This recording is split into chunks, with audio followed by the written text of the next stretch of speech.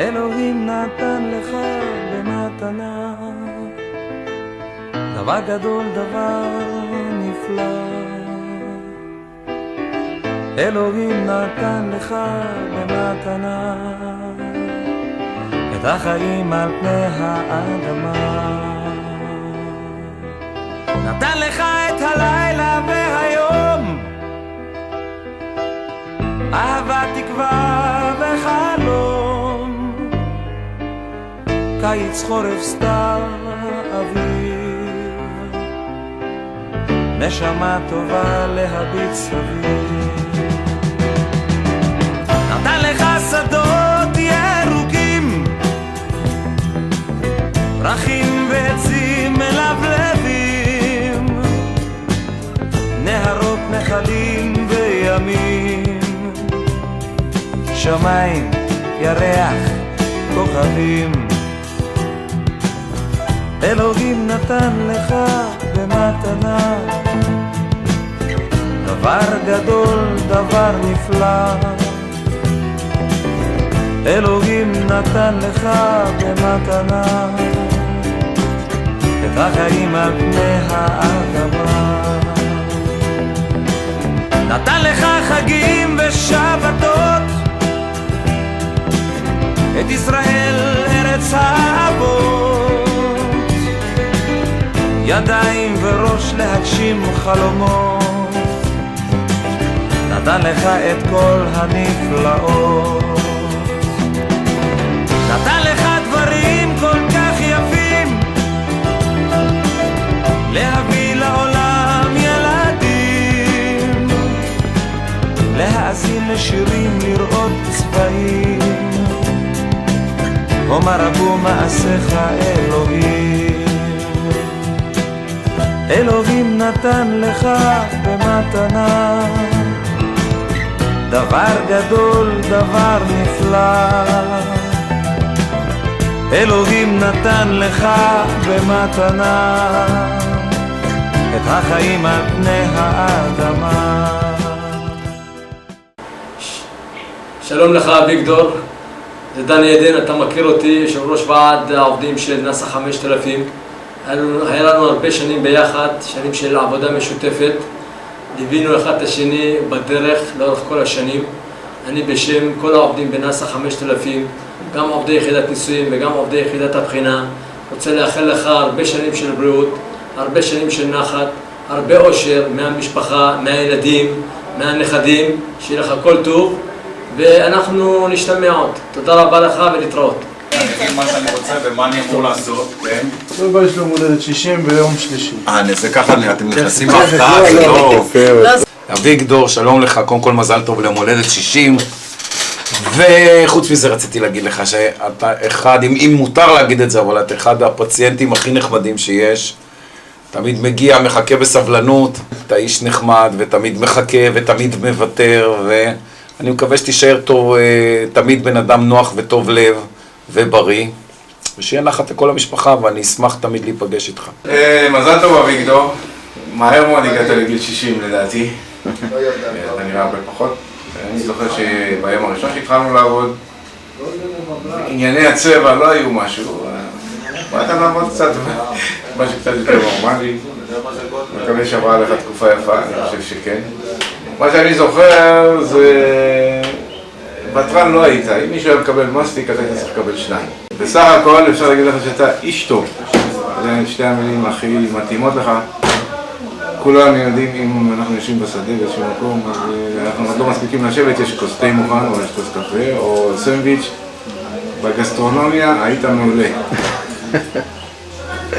תמשיך ככה, נקווה שיהיה לך עוד הרבה שנים בריאות והצלחה ונחת מהנכדים, ילדים. אני מאמין שיש לך את זה, שיהיה עוד קצת. כל טוב. כל טוב. האיש הכי טוב בעולם, האיש הכי נוח בעולם. אני מאחל לך המון המון מזל טוב. הגעת לגיל 60, גיל מכובד. אני זוכר אותך לפני קרוב ל-40 שנה בפורים, סוחר לק, נוסע עם נורית ואני יושב מאחורה בתור מלווה, בוסים בגשם, נוסעים מהר, כמו כל הצעירים של פעם. היה נחמד. אני אאחל לך בריאות, ובכיף עד 120. טוב, אביגדור היה אוהב לאכול. ואחד הבעיות בסיירים היו שאיבגי לא היה נותן לו מנות, לא היה נותן לו תוספת. אביגדור היה בא אליו ואומר לו, איבגי, אני צריך מנה לאלק ומנה למרק. היה אומר לו, אין בעיה, תיקח, היה הורס לו אותם וזה. אביגדור היה לוקח את השניצל, אוכל. איבגי אומר לו, מה זה? הוא אומר, אלק נתן לי לאכול את זה. אלק אישר לי לאכול. אלק אישר לי לאכול את המנה שלו. זה אביגדור. שניצלים מקרטון זה הכין חזן, וחזן נתן לאביגדור, ואביגדור ניסה לקרוא את זה עם השיניים, ולא הצליח עד שהוא הבין שזה מקרטון. ואז הוא העביר את גולדפריד, בוא גולדפריד, בוא תאכל שניצל טוב, קח תוספת, ושניצל איך קוראים לו? גולדפריד כמעט הוריד את השיניים. קודם כל אביגדור היה איש מאוד נוח ומאוד נחמד, היה מקצוען על המגזה, אני זוכר, עבדתי איתו הרבה ב-50-50. באר מנוחה אחר כך. באר מנוחה, והיה כיף לעבוד איתו. היה מאוד נוח אנחנו כולנו אוהבים אותו, ומאחל לו שיחיה עד 120 ועם בריאות טובה. תודה רבה. אוכל זה מרכיב חשוב מאוד, ואביגדור אוהב לאכול, והוא יודע שזמן האוכל הגיע, אותו לא עניין כלום. הוא אמר חבר'ה, האוכל עם, זה אומר האוכל הגיע, בוא לאכול האוכל עם. אני מאחל לך רק שישחק כל החיים.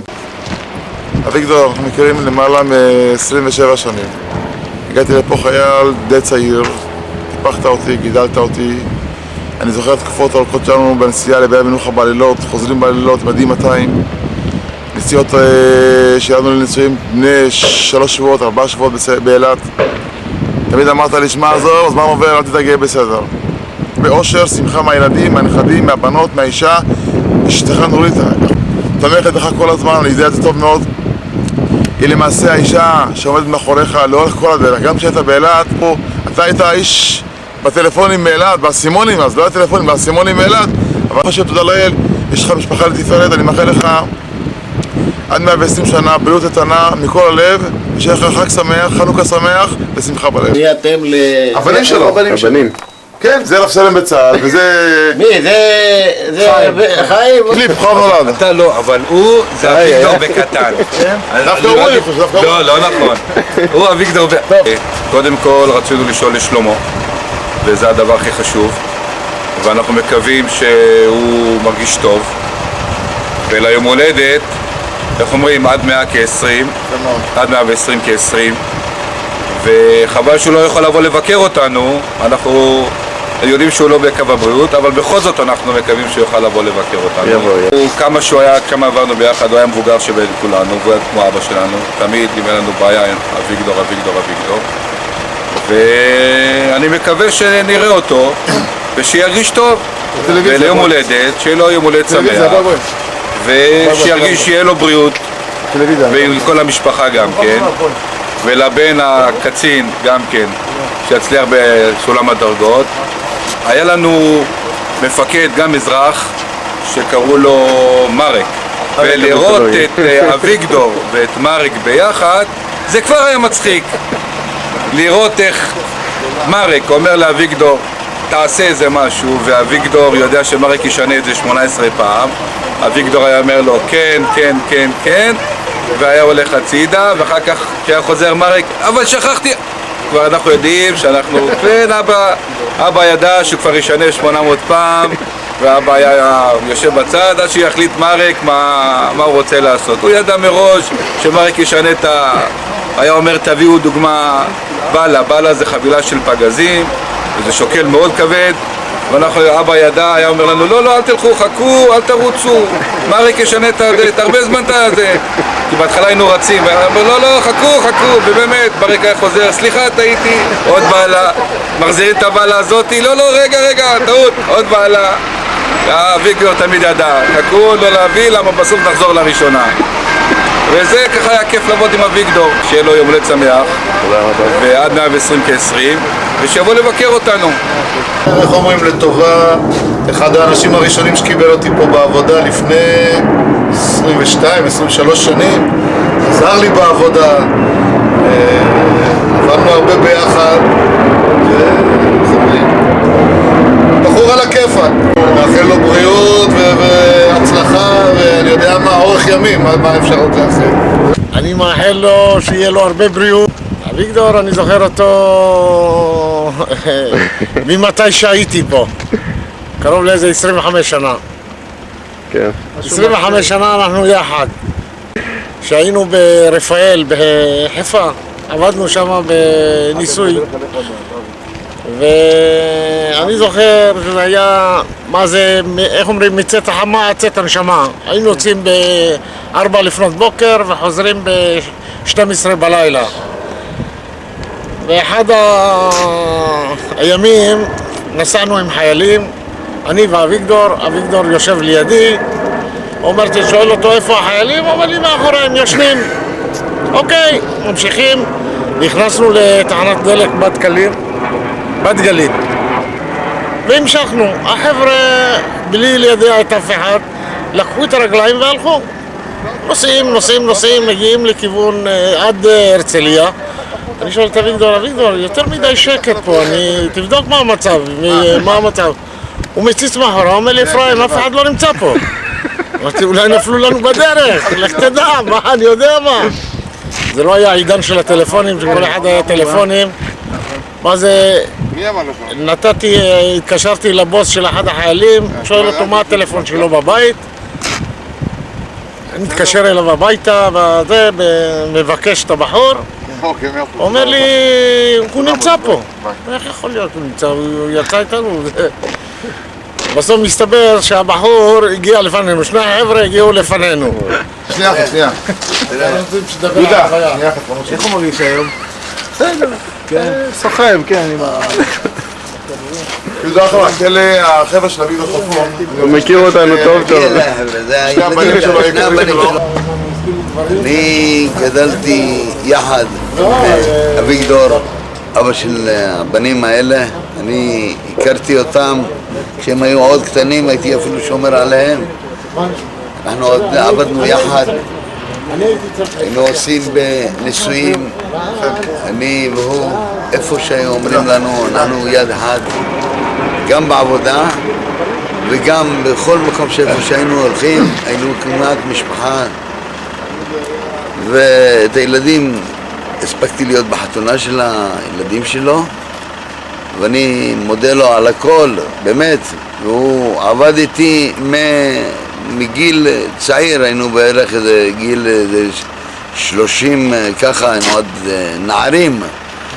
עבדנו, נולדנו נכדים, חיתנו אותם, והיינו במשפחה שלמה. אז יום אחד הרגשתי לא טוב.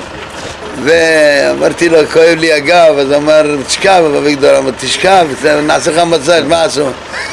ניסו אותי פה לאיזה חדר, פה אמרו לי, תשכב ככה עם הגב, שמו לי 2 מצברים של 24, של קומנדקר, שמו שוקו ומלח ביחד, זה היינו איתי, היה טוב מאוד. אני מברך אותו, שיהיה לו רפואה שלמה, שהקדוש ברוך הוא יעזור לו משמיים, ומברך גם את אשתו ואת ילדיו, שאני הספקתי להיות גם בבריתות שלהם ובחתונה של הבת האחרונה, קראו לה אורית, ועד היום אני מנסה ליצור איתם קשר עם אורית הזאת, מה שלומה והכל, לדעת מה הכל.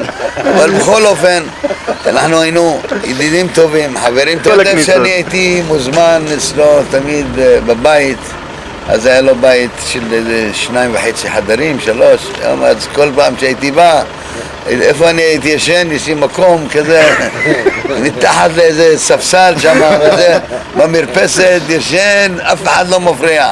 היום ברוך השם, הבית גדל, ואני עכשיו יכול לישון איפה שאני יכול, הכל טוב.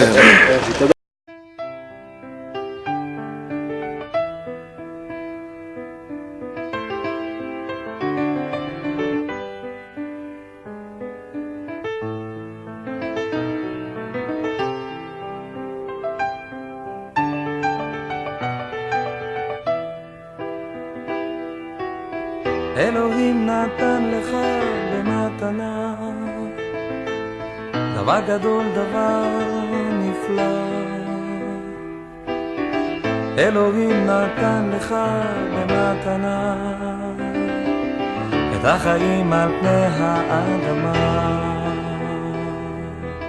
נתן לך את הלילה והיום, אהבה, תקווה וחלום, קיץ, חורף, סתיו, אביב, נשמה טובה להביט סביב. נתן לך שדות ירוקים, פרחים ועצים מלבלבים, נהרות, נחלים וימים, שמיים, ירח, כוכבים. אלוהים נתן לך במתנה דבר גדול, דבר נפלא. אלוהים נתן לך במתנה את החיים על פני האדמה. נתן לך חגים ושבתות, את ישראל ארץ האבות, ידיים וראש להגשים חלומות. נתן לך את כל הנפלאות, נתן לך דברים כל כך יפים,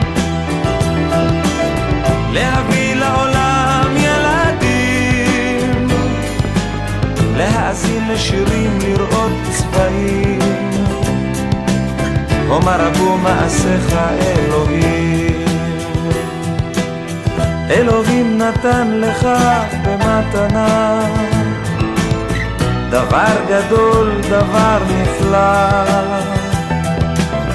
אלוהים נתן לך במתנה את החיים על פני האדמה.